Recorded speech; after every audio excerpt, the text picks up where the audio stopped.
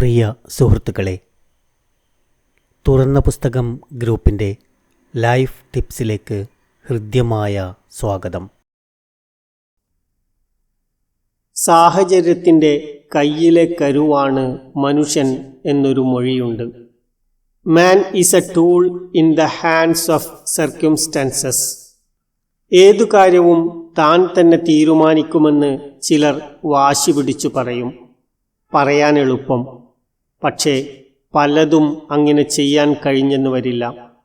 അന്യരുടെ പ്രവർത്തനത്തെയും സമീപനത്തെയും സഹായത്തെയും ആശ്രയിച്ചാവും നമ്മുടെ പ്രവർത്തന സ്വാതന്ത്ര്യം. അതിനർത്ഥം നാം സാഹചര്യങ്ങൾക്ക് വഴങ്ങിക്കൊടുക്കേണ്ടി വരുമെന്ന് തന്നെ. തെല്ല് ഫലിതം കലർന്നൊരു ചൊല്ലുണ്ട്: ക്ഷുരകന്റെ മുന്നിൽ തലകുനിക്കാത്തവനില്ല. തലമുടി വെട്ടിക്കിട്ടണമെങ്കിൽ തല കുനിച്ചു കൊടുക്കുക തന്നെ വേണമല്ലോ. പുതിയൊരു സ്കൂളിലോ കോളേജിലോ സ്ഥാപനത്തിലോ ചേരുന്നുവെന്നിരിക്കട്ടെ, അവിടെ ചില ചിട്ടകൾ കാണും.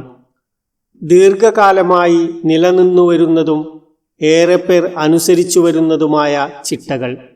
നിങ്ങൾ അവിടെ പുതിയ ആളാണ്. സ്വന്തം ചിട്ടകൾ നിങ്ങൾ തിരുത്തുകയില്ലെന്ന് വാശി പിടിച്ചാലോ നിങ്ങൾക്ക് അവിടെ തുടരാൻ കഴിയില്ല. ഇംഗ്ലീഷിലെ ശൈലി കടമെടുത്താൽ നിങ്ങൾ square peg in a round hole ആയെന്നു വരും. സ്ഥാപനത്തിൽ വൃത്താകാരമായ ഒഴിവ്. നിങ്ങളുടെ രൂപം ചതുരം. നന്നായി ചേർന്നു പോകണമെങ്കിൽ വൃത്തം ചതുരമാക്കണം, അല്ലെങ്കിൽ ചതുരം വൃത്തമാക്കണം. നിങ്ങൾ ഒരാൾക്കു വേണ്ടി സ്ഥാപനത്തിലെ വൃത്താകാരം മാറ്റുക അസാധ്യം. ഒറ്റ വഴിയേയുള്ളൂ: നിങ്ങളുടെ രൂപം വൃത്തമാക്കുക. ഇതുതന്നെയാണ് വഴങ്ങുക എന്നതുകൊണ്ട് അർത്ഥമാക്കുന്നത്. പുതിയ സ്ഥാപനത്തിലെത്തുന്ന മിക്കവരും അവരുടെ പഴയ സ്ഥാപനത്തിലെ ചിട്ടകൾ എടുത്തുപറഞ്ഞ് താരതമ്യപ്പെടുത്താൻ ശ്രമിക്കും. സ്ഥാപനത്തിന്റെ തലപ്പത്തോ മറ്റോ ചെന്നു കയറുന്ന ആളല്ലെങ്കിൽ പുതിയ സ്ഥലത്ത് മാറ്റങ്ങളൊന്നും വരുത്താൻ സാധാരണഗതിയിൽ അയാൾക്ക് കഴിയില്ല. പുതിയ രീതികൾ അനുസരിക്കുക മാത്രമാണ് നിങ്ങൾക്ക് ചെയ്യാനാവുന്നത്. ഇതിൽ ഒരിക്കലും മടി കാണിക്കരുത്. പ്രകൃതിയിലേക്ക് നോക്കുക. പൂച്ചട്ടിയിലെ ചെടി വീട്ടിനകത്ത് കൊണ്ടുവച്ചുവെന്നിരിക്കട്ടെ, സൂര്യപ്രകാശം കടന്നുവരുന്ന ജനാലയുടെ നേർക്ക് അതിൻ്റെ തല ക്രമേണ ചാഞ്ഞു ചെല്ലും. ചുറ്റുപാടിനനുസരിച്ച് നിലയിൽ മാറ്റം വരുത്തിയാലേ പ്രഭാകലനം വഴി ഭക്ഷണം പാകം ചെയ്യാൻ ചെടിക്ക് കഴിയൂ. ഭക്ഷണം ഉണ്ടാക്കിയില്ലെങ്കിൽ സ്വന്തം നിലനിൽപ്പ് ഇല്ലാതെ വരും.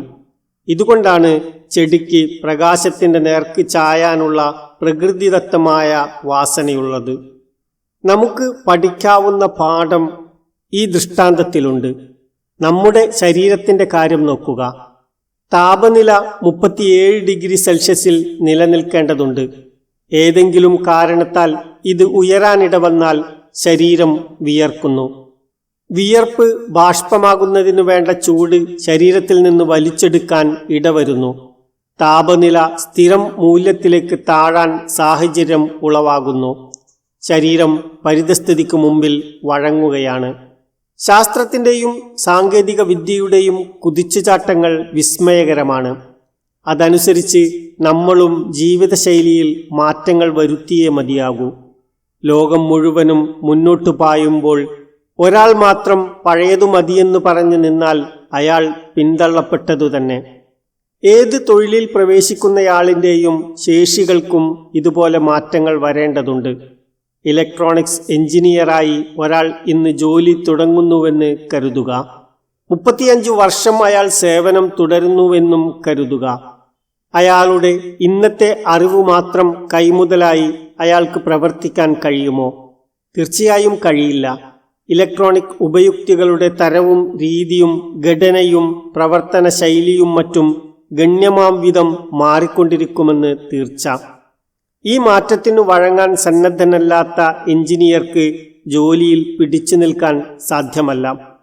ജീവിത വിജയത്തിന് വഴങ്ങൽ പ്രകൃതം, അതായത് അഡാപ്റ്റബിലിറ്റി കൂടിയേ തീരൂ.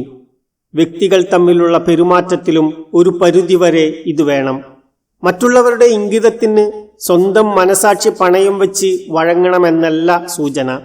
ആവശ്യമില്ലാത്ത കാര്യമാണത്. പക്ഷേ നിരർത്ഥകമായ കടുംപിടുത്തം നമുക്ക് ഗുണം ചെയ്യില്ല എന്ന കാര്യവും നാം ഓർക്കണം. വഴങ്ങലിൻ്റെ തോത് എത്രയാവണം എന്നത് സാഹചര്യത്തെ ആശ്രയിച്ചിരിക്കും. പുതിയ അവസരങ്ങൾ പ്രയോജനപ്പെടുത്തണമെങ്കിൽ പുതിയ സ്ഥലങ്ങളും വ്യക്തികളും സംസ്കാരങ്ങളുമായി ഇണങ്ങിപ്പോകണമെങ്കിൽ ആവശ്യാനുസരണം നാം വഴങ്ങണം, മാറണം. സ്വന്തം അടിസ്ഥാന പ്രമാണങ്ങൾ മാറ്റേണ്ടതില്ല, പക്ഷേ പുതുമയെ സ്വാഗതം ചെയ്യാൻ നാം തയ്യാറാവണം. മാറ്റവും വളർച്ചയുമില്ലെങ്കിൽ നാം മുരടിക്കും. ബുദ്ധിപൂർവമായി പരിതസ്ഥിതിക്ക് വഴങ്ങുന്നത് ജീവിത വിജയത്തിലേക്കുള്ള ഒരു പടവു തന്നെയാണ്. എല്ലാവർക്കും നന്മകൾ നേരുന്നു. നന്ദി.